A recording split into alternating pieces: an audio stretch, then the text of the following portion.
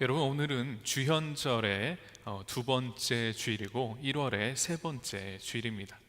여러분, 1월이 벌써 반이 넘어서서 20일 이제 말에 들어가고 있습니다. 시간이 참 빨리 가죠.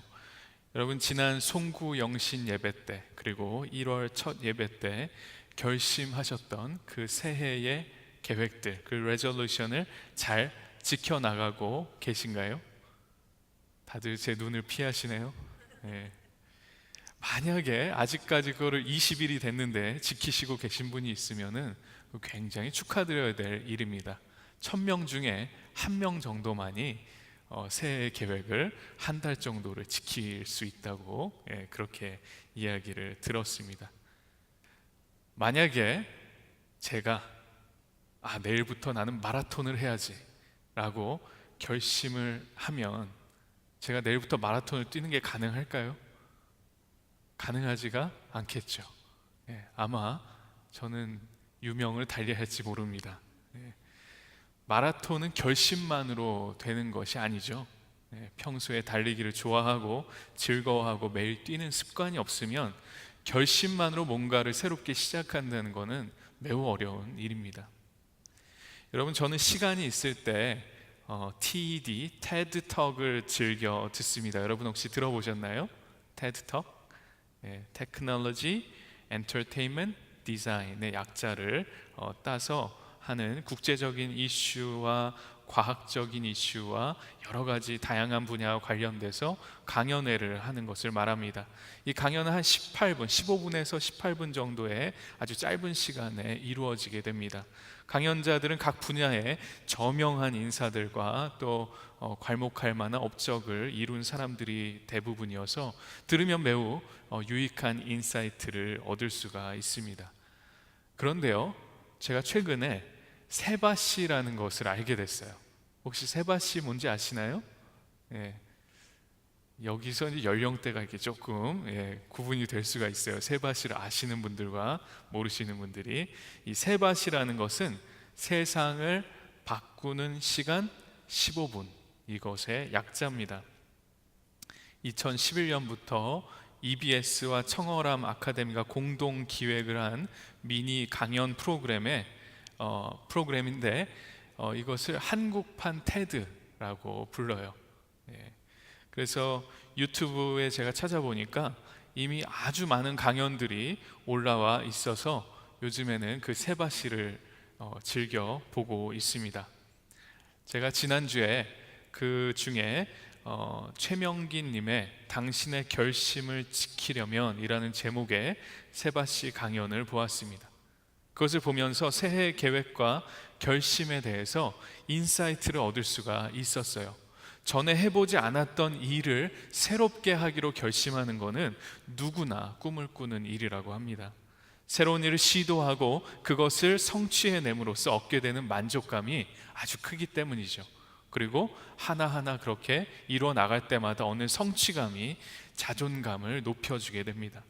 그런데 대부분 결심을 한다고 해서 어떤 일을 꾸준히 해나가기는 힘든데 그 이유는 대부분 그 일을 결심하게 된 동기가 자신에게서 나온 것이 아니라 다른 사람이 나를 어떻게 바라볼까라는 그런 생각에서 나오기 때문이라고 강연자는 말합니다.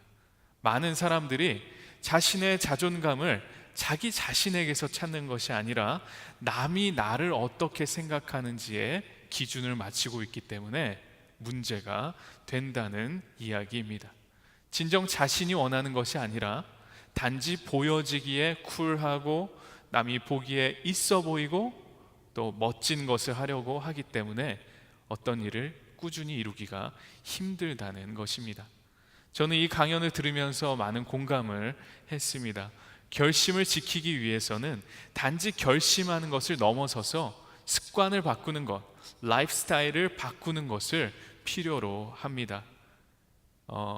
내가 새해에 꼭 이번에는 20파운드를 빼겠다 라고 결심을 하면 습관, 먹는 습관과 움직이는 습관과 라이프 스타일이 바뀌어야 그런 일이 일어날 수가 있겠죠. 전이랑 똑같이 생활하면서 똑같이 먹으면서 20파운드가 빠지기를 바라면 그는 도둑놈 심보가 되겠죠. 그런 변화는 일어나지가 않습니다. 이 새해에 여러분 마음속 깊은 곳에 있는 하나님과의 깊고 내밀한 관계 가운데 여러분이 얻은 그 깨달음을 바탕으로 해서 크지 않은 일이어도 괜찮습니다. 20파운드 빼긴 너무 어렵잖아요, 그렇죠? 20파운드 아니더라도 작은 일 한 가지를 일단 결심해 보시기 바랍니다. 큰 일이 아니어도 괜찮습니다. 남이 보기에 에이 저게 뭐야 이렇게 하찮게 여겨질 아주 소소한 일이어도 괜찮습니다.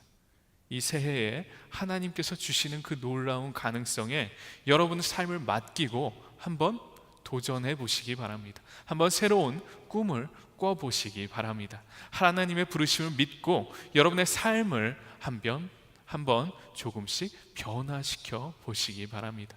남에게 어떻게 보이는지, 남이 나를 어떻게 생각하는지 거기에 신경 쓰지 말고 100% 여러분 안에서 나온 그런 오센틱한 그런 결심을 붙잡고 그런 삶의 습관을 바꾸고 라이프 스타일을 한번 원하시는 대로 바꿔보시기 바랍니다. 여러분 그렇게 하면 2019년이 여러분의 해가 될 것입니다. 한번 해보실 거죠? 네, 별로 하기 싫으세요? 네. 한번 꼭 해보시기 바랍니다. 오늘 우리가 함께 읽은 말씀, 이 요한복음의 가나의 혼인잔치에 대해서 우리가 함께 말씀을 나누겠습니다. 이 이야기는 예수님의 공생의 첫 번째 공개적인 등장을 알리고 있는 이야기입니다. 예수의 공생의 첫 번째 이야기, 이 가나의 혼인잔치 이야기 속에는 예수가 과연 어떤 분이신지, 그리고 또 그분이 이 세상에 무엇을 가지고 오셨는지, 그분은 어떠한 것들을 꿈꾸고 계시는지에 대한 많은 것들이 암시가 되어 있습니다. 이 가나라는 마을은요, 나사렛에서 북쪽으로 13km 정도 떨어진 곳에 위치해 있었습니다. 그리고 그곳에서 결혼식이 있었습니다. 그 결혼식에 예수의 어머니 마리아와 예수와 또 예수의 제자들이 모두 초대를 받았습니다. 그리고 그 결혼식에서 어떠한 사건이 일어납니다. 그것이 오늘 말씀의 주제입니다. 저는 오늘 이 말씀을 통해서 예수께서 어떤 분이신지, 그분이 하신 일이 무엇인지, 또한 예수를 대하는 믿음은 어떠해야 하는지에 대해서 오늘 저와 여러분에게 주신 하나님의 은혜를 함께 나누고자 합니다.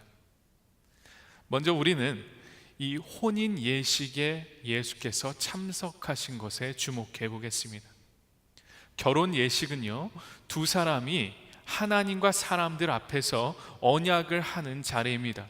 그 언약은 삶의 전부를 건 약속입니다. 그래서 어떤 사람들이 이걸 너무 큰 도박이다라고 이야기를 하기도 하지요. 아직 오지 않은 미래를 어떤 일이 있어도 함께 하겠다고 다짐하는 겁니다. 이 제정신이면 할 수가 없는 일입니다.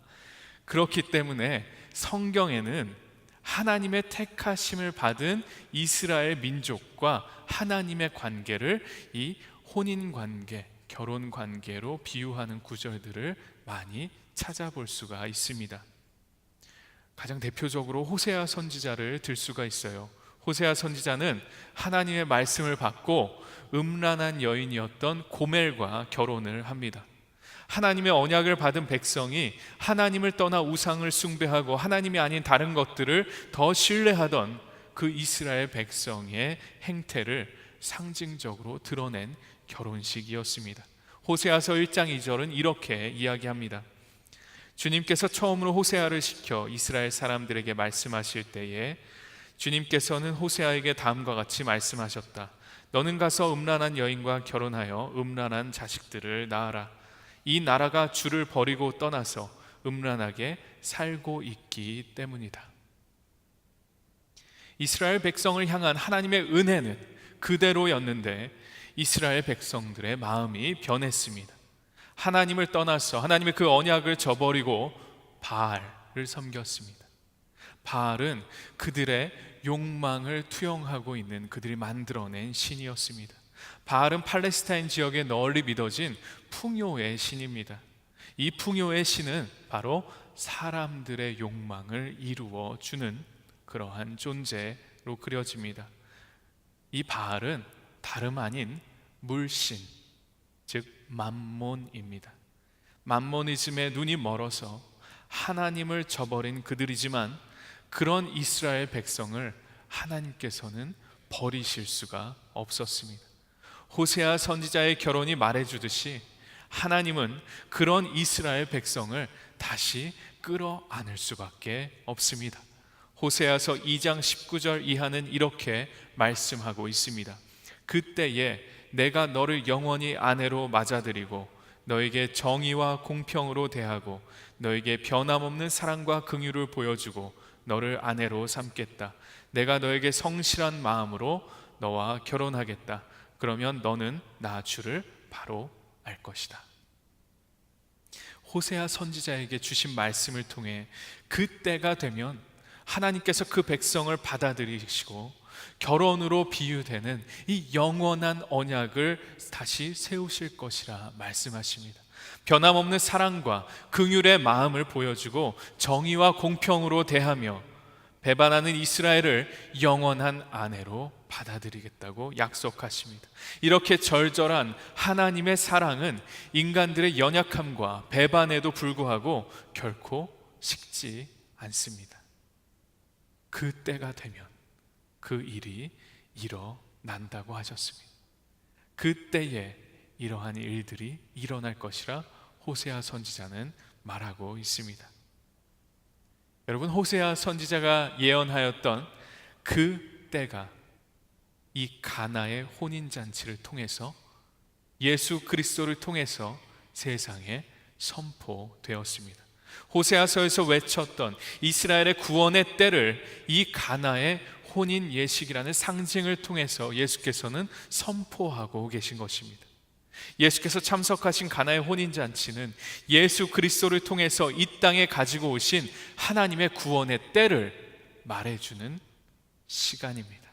예수 그리스도를 통해 하나님께서는 창조의 때부터 계획하셨던 모든 인생의 궁극적인 성취와 변하지 않을 진정한 행복을 맛보게 해주시겠다 약속하고 계십니다. 예수 그리스도를 통해 선포된 우주적인 하나님의 구원의 계획은 우리 모두를 바로 이 혼인잔치로 초대하고 있습니다. 이사야 선지자는 하나님과 하나 되는 그때 하나님의 구원이 온전하게 임하게 될 모습을 이렇게 노래하고 있습니다. 이사야서 62장 4절입니다. 다시는 어느 누구도 너를 두고 버림받은 자라고 하지 않을 것이며 다시는 너의 땅을 일컬어 버림받은 아내라고 하지 않을 것이다. 오직 너를 하나님께서 좋아하시는 여인이라고 부르고 내 땅을 결혼한 여인이라고 부를 것이니 이는 주님께서 너를 좋아하시며 내 땅을 아내로 맞아두는 주는 신랑과 같이 되실 것이기 때문이다. 아멘. 우리 모두는 예수 그리스도 안에서 더 이상 버림받은 사람이거나 버림받은 땅이거나 잊혀진 사람이 아닙니다. 여러분, 우리가 살고 있는 이 땅은 버림받은 땅이 아니라고 말씀하십니다. 여러분이 살고 있는 이 땅을 하나님께서는 사랑하시는 아내, 결혼한 아내라고 부를 것이며 여러분은 하나님께서 좋아하시는 여인이라고 부르겠다고 말씀합니다. 예수 그리스도를 통해 우리에게 주어진 이 구원의 때는 이 가나의 혼인잔치 이후로 우리에게 이미 임했고 우리 삶 가운데, 우리 교회 가운데 이미 선포되었습니다. 하나님께서 이 시간 우리에게 말씀하십니다. 여러분은 하나님의 사랑하는 아내, 결혼한 여인이고 결코 하나님께서 여러분을 버리지 않으십니다. 여러분은 결코 잊혀지지 않았으며 결코 홀로 뒤에 남겨지지 않습니다. 여러분, 이 모든 것을 새롭게 하시는 하나님의 이 절절한 언약을 믿으시기 바랍니다. 여러분 마음 가운데 받아들이시기 바랍니다. 하나님께서는 결코 여러분을 잊지 않으시고 하나님께서는 결코 여러분을 버리지 않으십니다. 여러분, 하나님의 영원한 언약의 동반자시기 때문입니다. 오늘 이 말씀 가운데 한 사건이 일어납니다. 혼인잔치에 포도주가 다 떨어져 버렸습니다. 잔치를 마련한 주최 측 입장에서 보면 큰일이 난 겁니다. 포도주는 그 당시에 그곳에서는 잔치에 빠져서는 안 될 것으로 여겨졌기 때문입니다. 예수께 포도주가 떨어졌다는 소식이 알려졌습니다. 그리고 예수의 공생의 첫 번째 사역이 일어났습니다. 그런데 여러분, 혹시 이런 질문을 해보셨는지 모르겠어요. 예수의 공생의 첫 번째 기적, 첫 번째 사역은 예수의 앞으로의 사역을 결정짓는 첫 단추를 끼우는 것과 같은 매우 중요한 사건입니다. 그런데 왜 혼인잔치였을까? 그리고 왜 포도주였을까? 포도주를 좋아하시는 분들은 포도주란 말이 나오니까 이렇게 미소가 좀 지어지시는 것 같아요. 성경에서 포도주는 마시고 취하는 술을 넘어서는 아주 상징적인 의미를 갖습니다.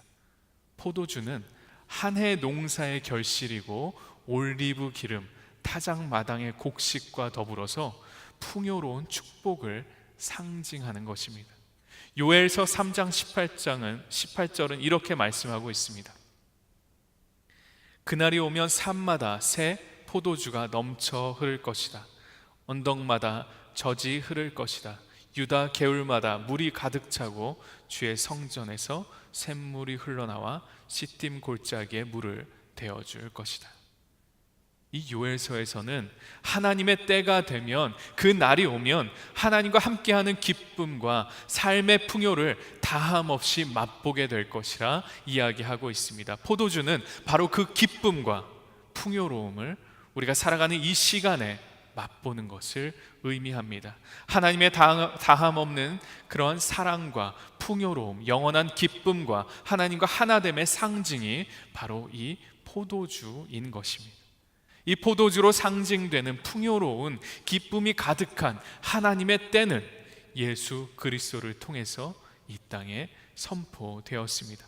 선포된 예수의 때는 죽음의 때이며 동시에 죽음을 통해 영광에 이르는 때입니다. 예수의 때는 하나님의 창조의 능력을 품고 영원한 생명이 세상을 위해서 드러나는 때입니다. 요한복음 7장의 말씀처럼 모든 사람의 목마른 사람들이 나아가 마실 수 있는 강물이 생수처럼 흘러 넘치는 그러한 때입니다. 그 생수는 살아있는 물이고 생명을 새롭게 하는 예수 그리스도의 능력입니다. 예수께서 가나의 혼인잔치에서 물을 포도주로 바꾸신 이 표적을 통해서 예수의 생명은 이미 지금 우리에게 현재적인 것으로 일어났습니다. 예수 그리스도의 생명이 우리 안에 이미 주어졌기 때문입니다. 예수의 때는 우리에게 이미 임했고 아직도 임하고 계시며 앞으로도 임하실 때이기 때문입니다. 예수를 통해 하나님의 풍요와 은혜와 기쁨은 우리에게 이미 주어졌습니다. 예수께서 포도주가 다 떨어졌다는 이야기를 들었을 때 어떻게 하셨어요? 물 항아리에 물을 채우라고 말씀하셨습니다. 유대 사람의 정결 예법을 따라서 그 가나의 집에는 돌로 만든 물 항아리 6이 놓여 있었다고 기록하고 있습니다. 그 집에 놓여 있었던 이 물 항아리는 구약 성경에서 설명하고 있는 부정해진 것들을 깨끗하게 하는 용도로 사용되어진 것들입니다. 이런 것을 정결의식이라고 하는데요, 부정한 것들이 굉장히 많았잖아요. 구약시대에는 그 부정한 것들과 접촉해서 부정해진 것들은 옷은 빨아야 되고 부정해진 몸 역시 깨끗한 물에 씻어야 했습니다. 구약시대부터 유대인 가정에는 그래서 미크베라는 것이 있었습니다. 욕조 정도 크기로 사각형 형태로 되어 있어서 깨끗한 물을 받아놓는 용도로 사용했던 것입니다. 유대인들은 안식일 전에는 이 미크베에서 몸을 씻어서 정결하게 한 후에 안식일을 맞이했습니다. 가나의 집에 있던 이 물 항아리들은 바로 이 미크베에 채울 물을 보관했던 용도로 쓰였던 것으로 생각됩니다. 예수께서 이곳에 물을 채우라 명령하셨습니다. 예수께서는 이 항아리에 담긴 물을 하나님의 새 창조의 능력을 선포하는 상징물인 포도주로 만드셨습니다. 예수 그리스도를 통해 이 세계에 주어진 하나님의 축복은 유대의 정결 관례에 쓰이는 항아리에서 시작되었습니다. 그 항아리에서 새로운 포도주를 마련한다는 것은 예수께서 구약 옛 언약을 새 언약으로, 율법의 질서를 은혜의 질서로 새롭게 하셨다는 것을 의미하는 것입니다. 예수를 통해서 옛 세계의 질서가 해체되고 새로움이 임했습니다. 이 사건으로 인해서 저와 여러분은 더 이상 율법에 매어서 죄의 종로를 타는 사람들이 아니라 하나님의 그 풍성함, 그 은혜를 누리도록 초대받은 하나님의 자녀가 된 것입니다. 변한 포도주는 우리에게 주시는 새로운 생명이고 성령의 함께 하심을 의미하는 것입니다. 바로 마가 다락방에 모여있던 제자들에게 성령이 임했을 때 사람들은 그 사람들에게 새 술에 취했다고 그렇게 놀렸습니다. 여러분과 저는 바로 그 새 술, 즉 성령에 취한 사람들입니다. 여러분은 예수 그리스도 안에서 그 새로운 생명을 부여받은 사람들입니다. 그리고 성령이 여러분과 함께 하시며 그 생명을 누릴 수 있도록, 그렇게 살 수 있도록 새 힘을 주십니다. 그렇기 때문에 여러분을 통해서 이 세상은 하나님의 생명을 보게 될 것입니다. 여러분의 삶의 모습과 말과 행동과 여러분의 사랑을 통해서 하나님의 생명이 이 땅 가운데 생수와 같이 넘쳐 흐를 것입니다. 여러분의 믿음의 고백을 통해서 하나님의 나라가 여러분의 삶과 우리 교회 가운데, 이 파사데나 가운데, 여러분의 직장 가운데 임할 것입니다. 여러분은 하나님의 동반자이기 때문입니다. 여러분을 통해서 하나님의 나라가 건설되어 갑니다. 마지막으로 예수의 표적을 본 제자들의 그 믿음에 대해서 우리가 생각해 보겠습니다. 이 가나의 혼인잔치의 기적을 통해서 예수는 사람들이 그토록 예수에게 찾아와 묻던 표징을 보이셨습니다. 구원을 가지고 오시는 그 표징을 이 가나의 혼인잔치를 통해서 보이신 것입니다. 그런데 여러분, 우리가 말씀을 생각해 보면요, 바리새인들과 율법학자들은 예수를 찾아와서 끊임없이 표징을 요구했습니다. 그것을 우리가 잘 알고 있습니다. 가나의 혼인잔치 사건을 통해서 하나님께서는 예수 그리스도 안에서 구원의 때가 이미 시작된 것을 선포하셨습니다. 하나님께서 사람들에게 궁극적으로 주시는 그 복이 예수 그리스도를 통해서 이 세상에서 현실이 되었습니다. 여러분, 다른 사람들은 그것을 보지 못했어요. 사람들은 그 포도주를 먹으면서도 이것이 어디에서 왔는가 질문만 하고 있었습니다. 그런데 그 포도주를 떠서 가져다 주었던 하인들과 그것을 본 제자들의 마음속에 예수에 대한 믿음이 생겨났다고 오늘 말씀은 기록하고 있습니다. 그들이 비로소 예수를 보기 시작했다는 말입니다. 오늘 11절을 보면 이렇게 기록하고 있습니다. 예수께서 이 첫 번 표징을 갈릴리 가나에서 행하여 자기의 영광을 드러내시니 그의 제자들이 그를 믿게 되었다. 예수를 따르던 소수의 무리들은 이제 막 예수를 알게 되었습니다. 그러나 이 표징을 통해서 그들은 예수가 하나님으로부터 오신 분임을 깨닫고 믿게 됩니다. 단지 이것을 신기한 일이라거나 마술과도 같은 일이거나 이것은 설명할 수 없는 기적이다 라고 여기지 않았음에 우리는 주목해야 합니다.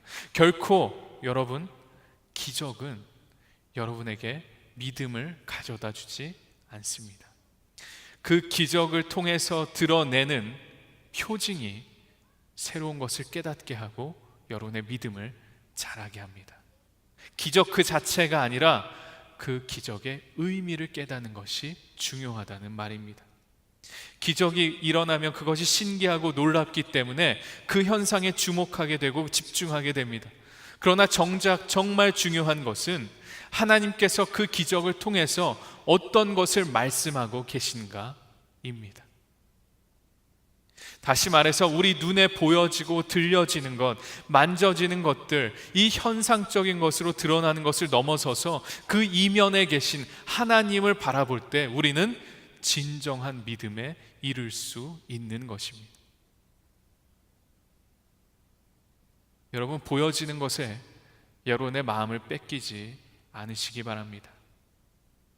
보암직하고 먹음직했던 선악과가 인류 타락의 원인이 되었던 것을 우리는 깊이 생각해야 합니다.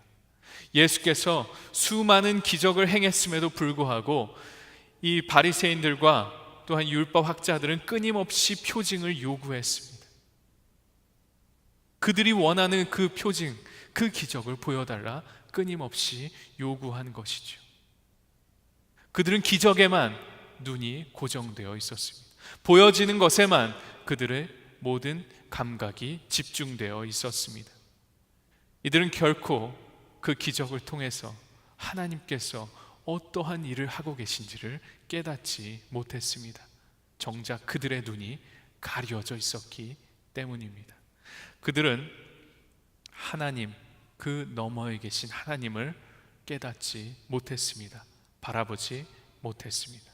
예수 그리스도를 보내신 하나님을 이해하지 못했습니다. 그러나 예수의 제자들 그리고 하인들, 그 소수의 무리가 이 기적을 넘어서서 예수 그리스도 안에 드러난 하나님을 바라보았습니다. 그들은 훗날 자신들의 삶을 바치며 하나님의 은혜를 이 땅에 드러내는 사람들이 되었습니다. 그들은 진정한 믿음의 사람으로 온 인생을 바쳐 살게 되었습니다. 예수 그리스도를 통해 그 기적을 넘어서서 하나님의 마음을 깨닫고 진정한 믿음에 이르는 여러분이 되시기를 축원합니다. 사랑하는 파사나 장로교회 성도 여러분, 오늘 이 가나의 혼인잔치 이야기를 통해서 우리는 하나님의 사랑을 다시 한번 깨닫습니다. 물이 포도주로 변한 그 기적의 너머에 계시는 하나님을 이 시간 바라보시기 바랍니다. 그 마음을 깨달으시기 바랍니다. 예수 그리스도께서 이 땅에 가지고 오신 새 생명, 새 창조의 역사가 이 사건을 통해서 이미 우리에게 선포되었습니다. 이미 현실이 되어 있습니다.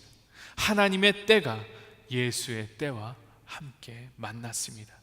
예수 그리스도의 그 때는 우리 삶 가운데 이미 임했고 아직도 임하고 있으며 미래에도 계속 임하실 것입니다. 가나의 혼인잔치에서 선포되었던 풍요와 기쁨과 하나님과의 하나됨은 이미 우리의 삶 속에 시작되었습니다. 이미 여러분의 삶 가운데 일어나고 있습니다. 이것을 여러분 믿으시기 바랍니다. 그리고 그 풍요로움을 누리시기 바랍니다. 다른 사람들은 하나님을 보지 못했지만 소수의 제자들이 그날 보여지는 기적을 넘어서서 예수 그리스도를 통해 하나님을 보았습니다. 하나님을 이해했습니다. 그리고 세상은 그 소수의 사람들을 통해 달라졌습니다. 그들을 통해 복음의 소식이 전 세계에 전파되었습니다. 그들은 세상이 담을 수 없는, 세상을 뛰어넘는 믿음의 사람들이 되었습니다. 이 시간 예수의 표징을 통해서 하나님을 바라보는 여러분이 되시기를 축원합니다. 기적을 넘어서서, 보이고 만져지는 것을 넘어서서 하나님의 의미를 깨닫는 여러분 되시기를 바랍니다. 우리의 욕망을 따라 사는 것이 아닌 하나님의 은혜를 구하며 사는 여러분이 되시기를 주님의 이름으로 축원합니다. 아멘.